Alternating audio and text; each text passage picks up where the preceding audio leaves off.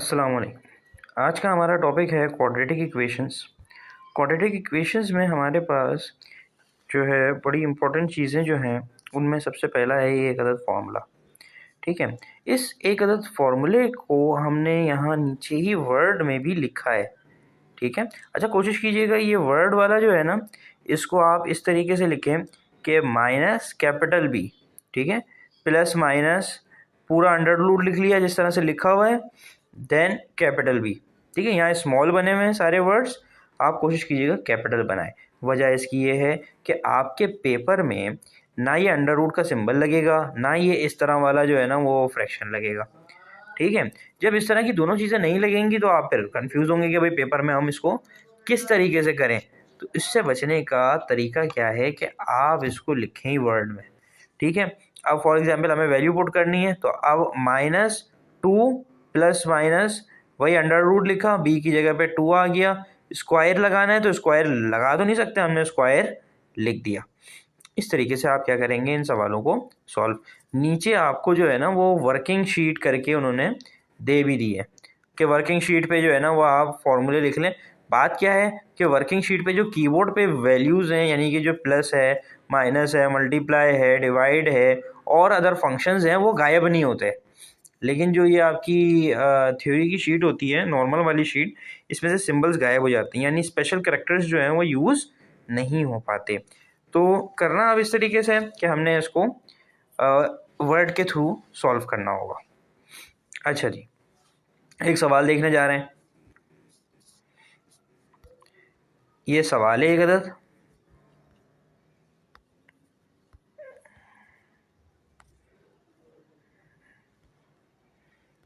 ठीक है। अब इस सवाल में हमें कुछ बातें बड़ी अहम याद रखनी है। एक्स स्क्वायर बराबर होता है ए के। सिंपल एक्स, अच्छा एक्स की जगह कोई भी वर्ड हो सकता है, even for example Y square है तो वाई स्क्वायर भी ए के बराबर होगा।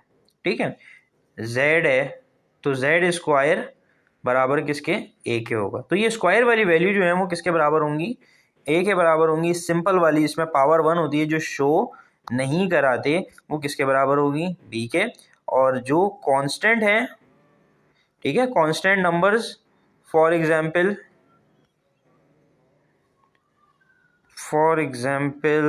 1, 2, 18, 90, इस तरह की जो भी वैल्यू है वो बराबर किसकी होती हैं, सी के।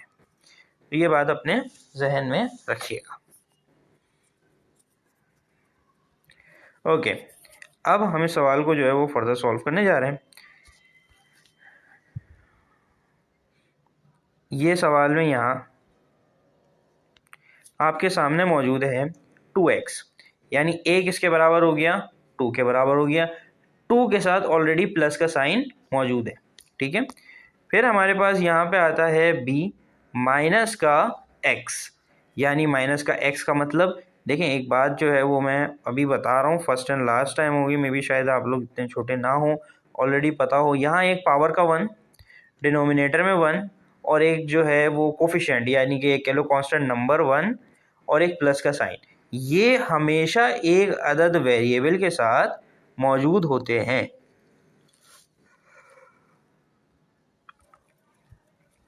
ठीक है, तो ये बात अपने जहन में रखिएगा। अब ये माइनस का 15 आ गया तो सी की वैल्यू माइनस की 15 आ गई। आई होप यहाँ तक ये वैल्यूज़ को फाइंड करना आपको जो है वो समझ आ गया होगा। तो अभी मैंने इसको जो है वो नॉर्मल वाले फॉर्मूले में सॉल्व किया है। अगर आप लोग कहेंगे ज़रूरत महसूस होगी तो हम जो है इसको वर्ड वाले में भी सॉल्व करके देख लेंगे। तरीका कुछ भी नहीं है, जहाँ मैंने ये वाला फॉर्मूला में पुटिंग करी है वैल्यू, वहाँ आप जो है वो ऊपर वर्ड वाले जो फॉर्मूला है उसमें पुट कर लीजिएगा। अच्छा, यहाँ पे हमने b की जगह पर b की वैल्यू पुट कर दी और a की जगह पर a की वैल्यू पुट कर दी और c की जगह पे c की। सारी वैल्यूज जो हैं वो पुट कर दी गई हैं। ठीक है, फॉर्मूले में 2 और 4 जो है वो लगा हुआ है, जैसे कि यहाँ आपके पास ये 4 है और ये 2 है, वो अपनी जगह पर है। जहाँ जहाँ अल्फ़ाबेट थे वहाँ हमने उसकी वैल्यूज़ पुट कर दी। पुट करने के बाद सिंप्लीफाई करेंगे। सिंप्लीफाई करने का तरीका, एक रूल जो है वो आपको पता होगा वैसे तो, लेकिन फिर भी रिमाइंड करवा रहा हूँ कि प्लस प्लस और माइनस माइनस हमेशा ये क्या होते हैं, प्लस होते हैं। सेम साइन हमेशा मल्टीप्लाई होने के बाद क्या आंसर देते हैं, प्लस। अपोजिट साइंस जो है वो क्या आंसर देते हैं, हमेशा माइनस का। ठीक है, तो ये बात अपने जहन में रखिएगा आप लोग। तो अब हम यहाँ पे जो है वो क्या करवाने जा रहे हैं, मल्टीप्लाई करवाने जा रहे हैं। ठीक है, माइनस प्लस माइनस होगा, माइनस माइनस क्या हो गया आपका, प्लस हो जाएगा। क्लियर है? तो हमने यहाँ लगा लिया प्लस का साइन, ये लग गया यहाँ पे प्लस का साइन। 4 2 ज़ा 8 और 8 15 ज़ा क्या हुआ, 120। ये आ गया 120। 1 का स्क्वायर क्या होता है, 1 मल्टीप्लाई 1 कर लें आप तो आसान, तो क्या आ जाएगा आपके पास, 1 ही आएगा आंसर। ठीक है, ये 1 पुट हो गया हमने। सवाल में माइनस माइनस प्लस होता है, तो यहाँ हमने प्लस का साइन लगा लिया, यानी कि कुछ नहीं लगाया तो प्लस ऑलरेडी मौजूद है। अच्छा, कुछ बच्चे फास्ट होंगे जो जल्दी समझ जाएंगे, जल्दी पिक कर लेंगे, क्योंकि मुझे फास्ट और स्लो दोनों को साथ रखना होता है कि मैं उनको दोनों को समझ आए, तो इसलिए मैं थोड़ा स्लो करवा लेता हूँ। शुरू के सवाल स्लो कराऊंगा, आगे जो है वो थोड़ा तेज़ कर लेंगे, तो आप जो है वो बआसानी समझ सकेंगे। सो यहाँ वैल्यूज पुट हो गई, सिंप्लीफाई करके आंसर आ गया 121। देखिए आपके पास कैलकुलेटर में भी होगा, और आसान अल्फाजों में बताऊं तो 11 जो है ना वो क्या होता है, 121 होता है। ठीक है, आप लोगों को वैसे याद भी होंगे कुछ जिनको याद नहीं है, तो कैलकुलेटर में आप रूट का सिंबल दबा के 121 लिख कर उसके अंदर इक्वल टू करेंगे, आपके पास आंसर आ जाएगा।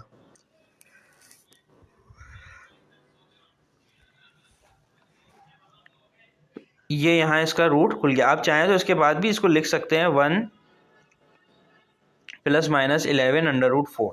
ठीक है, ये स्टेप अगर आप लोग यहाँ ऐड करना चाहें इस पॉइंट पे ऊपर, तो आप ऐड कर सकते हैं, it's up to you.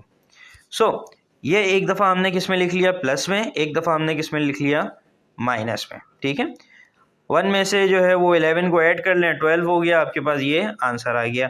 Denominator में 1 नहीं लिखते हैं, तो हमने 1 रिमूव कर दिया। यहाँ 10 में से 1 लेस हो गया, आपके पास क्या बचा, 11 में से 1, तो आपके पास 10 बच गया, डिवाइडेड बाय 4 किया तो हमारे पास 5/2 जो है वो आंसर आ गया। ये एस जो है वो कहलाता है सोल्यूशन सेट। ठीक है, सोल्यूशन सेट कहलाता है ये, जहाँ एक्स की वैल्यूज जो हैं वो फाइंड आउट की जाएं। सो क्वेश्चन नंबर 2 को भी एक नज़र ज़रा देख लेते हैं। सम ऑफ द टाइम ICMA में मुश्किल सवाल नहीं होते हैं, आसान होते हैं। आपको फॉर एग्जाम्पल हमने तो ऊपर 4 वैल्यू पढ़ी, इसमें तो 4 आ गई। हमने ऊपर 3 वैल्यू पढ़ी, इसमें तो 4 आ गई। तो हम क्या कांस्टेंट को आपस में सिंप्लीफाई नहीं कर सकते? यहाँ देखिए, ये माइनस का 300 जो है वो वहाँ आके प्लस का 300 हो गया, प्लस का 300 और प्लस का 300 प्लस होकर क्या हो गए, 600 हो गए। बड़े नंबर का साइन आता है तो हमने क्या लगाया, प्लस का साइन लगा लिया। यहाँ तक क्लियर है, आई होप। हमने ये बात पढ़ी कि x का स्क्वायर बराबर होता है a के, तो इसका मतलब a बराबर किसके हुआ, यहाँ पे कोई नंबर लिखा हुआ है, हाँ नंबर लिखा हुआ है, 1 लिखा हुआ है। अभी मैंने ऊपर इस रिवाइंड करवा दूंगा आप लोगों को, मैं अभी बता चुका हूँ कि 1 1 1 और प्लस, ये 4 चीज़ें जो हैं वो हमेशा मौजूद होती हैं। तो इट्स मीन यहाँ पर भी क्या मौजूद है, आपके पास एक अदद 1 मौजूद है। फिर आपके पास क्या आएगा, सिंपल x की वैल्यू को b कहते हैं हम, और b क्या है आपका, माइनस का 50, और फिर एक कांस्टेंट नंबर आ जाएगा यानी कि c आ जाएगा। c बराबर किसके है, प्लस के 600 से। सो आई होप यहाँ तक बात क्लियर है। यही सारी बातें यहाँ हमने लिखी हुई भी।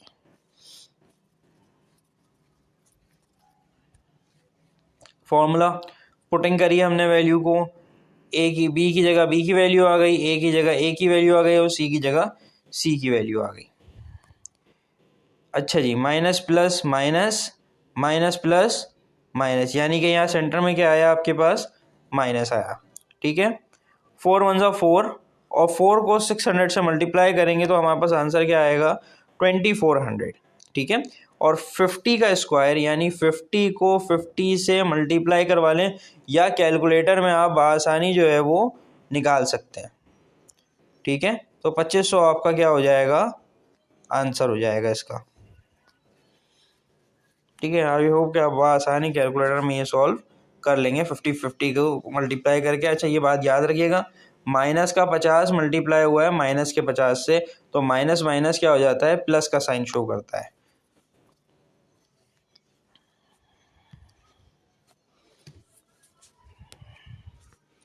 ओके, यहाँ पे हमारे पास जो है वो क्या मौजूद है,